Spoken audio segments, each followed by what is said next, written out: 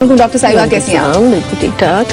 Doctor साहिबा ये बताएं कि मर्दों और औरतों की खुराक में क्या कोई बुनियादी फर्क होता है और क्या औरतों के लिए स्पेसिफिकली कोई डिफरेंट खुराक होती है जिनको खानी चाहिए जो उनकी सेहत के लिए अच्छी हो? ठीक है, आपने स्टार्ट ही बड़ा अच्छा किया कि मर्दों और औरतों की खुराकों में कोई फ़र्क होना चाहिए। मैं आपको खुराक पे जाने से पहले एक बड़ी इंटरेस्टिंग बात बताऊं कि औरत और बॉडी की मर्द की जो बॉडी है उसमें खुदा ने एक कुछ बुनियादी फ़र्क रखा हुआ है और वो फ़र्क जो है वो हार्मोन्स का है।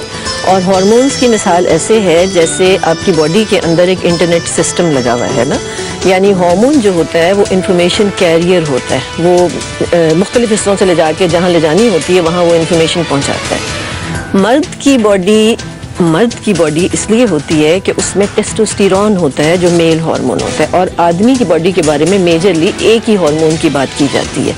जब औरत की बॉडी की बात की जाती है तो बहुत सारे हार्मोन्स आ जाते हैं जिसमें एस्ट्रोजन है, प्रोजेस्टेरोन है, LH है, FSH है, ऑक्सीटोसिन है। ऑक्सीटोसिन जो है उसको लव हार्मोन कहते हैं, यानी जब बच्चा पैदा होता है तो माँ के अंदर ये हार्मोन रिलीज होता है जिससे माँ की ममता जागती है।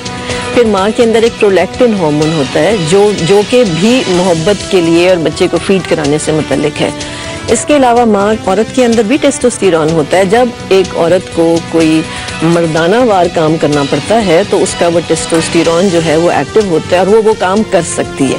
तो औरत सिर्फ सिन्फ नाजुक की नहीं है, उसके अंदर एक ह्यूज किस्म की फ्लक्चुएशन है। मैं एक बड़ी इंटरेस्टिंग एक किताब में एक डॉक्टर का पढ़ रही थी, मेडिकल डॉक्टर ही हैं, उन्होंने ये लिखा कि औरत के ऊपर रिसर्चेस कम हैं, आदमियों पर ज़्यादा हैं। हालांकि औरत पे सीखने को, रिसर्च करने को बहुत कुछ है। तो उसमें दो बातें मैंने पढ़ी।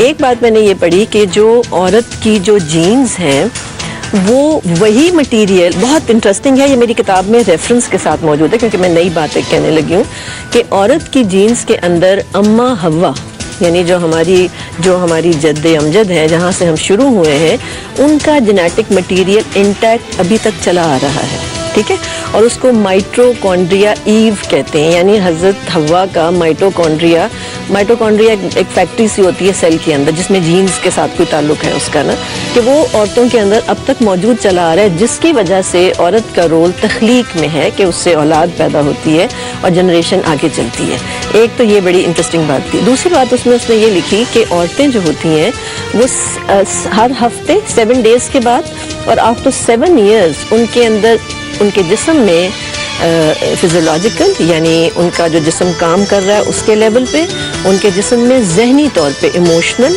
और उनके जिस्म में स्पिरिचुअल ये चेंजेस होती हैं हर 7 साल के बाद खुद ब खुद होती हैं, इसलिए कि औरत के ऊपर जिम्मेदारी बहुत ज़्यादा है। अच्छा, अब होता क्या है, मैं आपको अपना क्लिनिकल एक्सपीरियंस की बेसिस पे बोलती हूँ।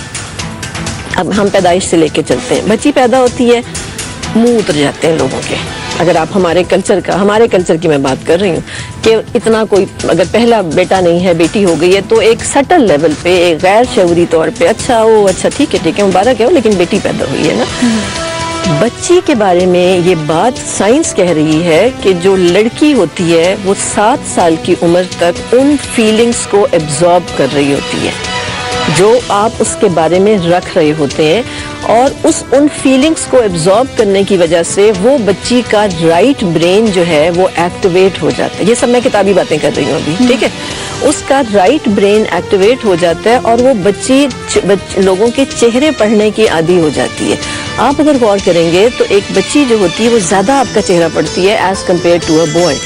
तो पहली बात जो मैं कहना चाहूँगी कि खुदा के वास्ते जब बच्ची पैदा होती है तो अंदर भी कोई दुख ना रखें और ऊपर से भी कोई दुख ना जाहिर करें। अगर आप ऊपर से जाहिर कर रहे हैं फिर तो उसको बहुत नुकसान हो रहा है, उसकी जान को, उसकी ज़ात को, उसकी शख्सियत को।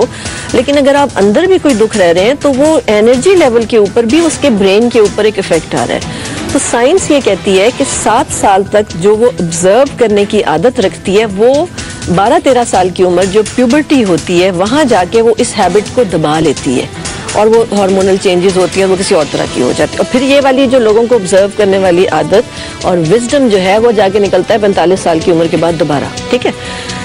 अब पहली बात तो ये हुई कि बच्चियों की तरफ अपने रवैये चेंज करने चाहिए, और ये नहीं होना चाहिए कि जो सबसे अच्छा खाना है वो बेटे को दे दिया। ये घरों में होता है, सब जानते हैं, बचा हुआ खाना बच्ची को दिया जाएगा और जो अच्छा खाना है वो बेटे के लिए रख दिया जाएगा। आपने छोटी बच्चियों की खुराकों में भरपूर तरीके से कुदरती दूध, मैं पैदाइश से अगर बताऊं, बकरी का दूध अगर माँ नहीं फीड कर सकती, बकरी का दूध, भैंस का दूध, गाय का दूध डब्बों पे ना लेके जाएं बच्चियों को। अगर आप बच्चियों को डब्बों पे लेके जाएंगी तो वो आर्टिफिशियल दूध की वजह से वो बच्ची आर्टिफिशियल शख्सियत लेके पैदा होगी और वो अच्छी माँ कभी भी नहीं बनेगी। ठीक है। इसके अलावा बच्चियों की खुराक में ग्रेन्स, यानी उसको सूजी दें, उसको आलू दें, उसको गंदम की खीर बना के दें, उसको चावलों की खीर बना के दें। ये सब वो चीज़ें हैं जो घरों के अंदर हैं। उसको दाल का सूप बना के दें। ये 2 साल तक ये सारा कुछ किया जा सकता है।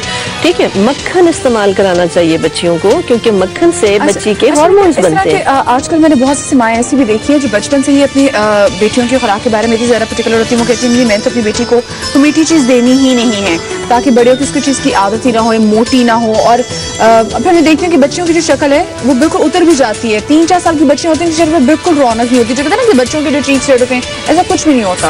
बिल्कुल, आपने बिल्कुल सही बात की है। ये आजकल हमारा जो बच्चा है, आप गौर करें, वो अपना बच्चापन लूज कर गया। वो जो गुपलू सा बच्चा जिसको देखते ही आपको प्यार आता था ना, वो नहीं है। बच्चों के चेहरों पे, बच्चियों के चेहरों पे खास तौर पे, एक तो वो घुटन का शिकार होती है, डांट उसको ज्यादा पड़ती है हमेशा। दूसरा, उसकी खुराक के बारे में माँ, मेरा ये ऑब्जर्वेशन है कि वो कम केयर करती है। तो बच्चियों की खुराकों पे जरूर तवज्जो करनी चाहिए। जो मैंने मोटी मोटी चीजें, यखनी बच्चियों के लिए बड़ी फायदेमंद होती है, उनके आगे के हार्मोन्स और उनकी बोन्स को फायदा देती है। अच्छा, अब ये जो टीन एज है ना, जो प्यूबर्टी शुरू होती है, तो वो बच्ची ज्यादा अफेक्ट होती है। उस प्यूबर्टल चेंजेस से माओ को ना शायद उनकी प्यूबर्टी के ज़माने में कोई इन्फॉर्मेशन होती है। वैसे हमारी माएँ बड़ी अक्लमंद है, बड़ा उनकी इन्फॉर्मेशन है, वो मेरे से भी शायद 10 गुना ज़्यादा वो मीडिया के थ्रू बहुत कुछ जानती हैं। लेकिन पता नहीं क्यों वो अपनी बच्चियों को, जब वो उस फेज से गुजर रही होती है, they don't properly educate their girls ना। अब होता यह है साइकोलॉजिकल सपोर्ट की बड़ी जरूरत होती है, बहुत जरूरी होती है। आपकी बच्चियों को आप उनको प्रॉपर तरीके से गाइड वगैरह करें। बिल्कुल, आप प्रॉपर्ली गाइड करें। मे भी शायद हमारा कल्चर ऐसा है कि हमारे कल्चर में बहुत सारा आप शर्मा शर्मी है कि अपनी बच्चियों से खुल के बात नहीं कर सकते, और फिर वो एक डिस्टेंस भी आ जाता है ना। आप शर्मा शर्मी की बात छोड़ दें, शर्मा शर्मी अब नहीं रह गई है हमारे कल्चर में। अच्छा, ठीक है, मैं आप बिल्कुल यहाँ पे एग्री नहीं करती। वो जो एक रवायती शर्म लड़कियों के चेहरे पे होती थी ना, जिसे मॉडेस्टी कहते थे या हया कहते थे, वो सब कुछ नहीं है। और उसकी क्या वजह है? मैं ये कोई एक मौलवी बन के यहाँ कोई लेक्चर नहीं दे रही। मैं आपको ये बताऊं कि जो फीमेल हार्मोन होता है, अगर वो बैलेंस्ड हार्मोन होगा तो एक बच्ची के अंदर 18-20 साल की उम्र तक एक हया का कंपोनेंट होगा, नेचुरली होगा। मतलब उसको बताने की जरूरत नहीं है। वो बुरा फील करेगी, वो हेजिटेंट होगी, उसमें शर्म होगी। अगर उसका फीमेल हार्मोन बचपन से उसकी माँ की केयर की वजह से अच्छा चल रहा होगा, तो उस बच्ची के चेहरे पे हया होगी, उसके अंदर हया होगी, और वो इस तरह की ओपन नहीं होगी जिस तरह की आजकल की बच्चियां हो गई हैं। सही। अच्छा डॉक्टर साहब, जैसे हम बात करते हैं स्पेसिफिकली खुराक की, मैं एक इंसिडेंट शेयर करूंगी। हमारे एक रिलेटिव्स में एक खातून थी, उनकी माशाल्लाह से उम्र थी 85 साल के दरमियान थी। वो सीढ़ियों से गिर गई और उनके घुटने पे चोट लगी। सबको था कि भाई बूढ़ी है तो उनके घुटने को कुछ हो गया होगा, तो पता चला नहीं जी, उनको तो वैसे कि मसला रप्चर वगैरह हुआ था, और उसके बाद अगले दिन चल फिर भी रही थी, और कुछ अरसे बाद उनकी बहू गिरी सीढ़ियों से, उनकी टांग टूट गई। बिल्कुल सही। तो वो कहती है कि हमारी खुराकों में बहुत फर्क था। तो क्या लड़कियों को ऐसे खुराकों में खिलाना चाहिए कि वो तंदुरुस्त तवाना हो, और वो क्योंकि जैसे वो 85 साल में माशाल्लाह से इतनी फिट थी, उनकी बहू की वो एक हफ्ते बाद उनकी टांग टूट गई थी। सही। लेकिन सबसे, अब ये तो छोटा बच्चा तो माँ के काबू में है ना। अगर बच्ची को खिलाएगी तो टीन एज में वो सेहतमंद बच्ची हो। जैसे ही बच्ची को समझ आती है 8-10 साल के ऊपर, वो वेट कॉन्शियस और शक्ल कॉन्शियस हो जाती है ना, और वो चली जाती है आर्टिफिशियल फूड्स के ऊपर। बच्चियों की अनफॉर्चुनेटली जो चिकन है वो मेजर फूड है, इस वक्त मेजर फूड है। और चिकन की वजह से, जो ये खाती हैं चिकन, इसकी वजह से इनके हार्मोन्स ठीक नहीं है। एक फीमेल हार्मोन होता है जिसको एस्ट्रोजन कहते हैं, जो हड्डियों की और हार्ट की हेल्थ का जिम्मेदार है। यानी औरत को हार्ट अटैक, कहते हैं, साइंस कहती है कि कोई 50 साल की उम्र तक इसलिए नहीं हो सकता क्योंकि उसका अगर ईस्ट्रोजन हार्मोन हेल्दी है तो वो उसको हार्ट को बचाए रखता है हार्ट अटैक से। इसी तरह यही हार्मोन अगर ये सेहतमंद होगा आपकी खुराकों की वजह से, तो कभी भी बोन फ्रैक्चर या जोड़ों के अमराज 50 से पहले नहीं बनेंगे। ये कहाँ से आता है? ये एस्ट्रोजन आता कहाँ से? ये एस्ट्रोजन कहाँ से आता है ये मैं आपसे पूछूंगी, लेकिन मुझे यहाँ पर लेनी है एक ब्रेक, जिसके बाद पता करेंगे एस्ट्रोजन कहाँ से आता है। आप लोग कहीं में जाएगा, ब्रेक के बाद आपसे दोबारा मुलाकात होगी, हमारे साथ रहिएगा।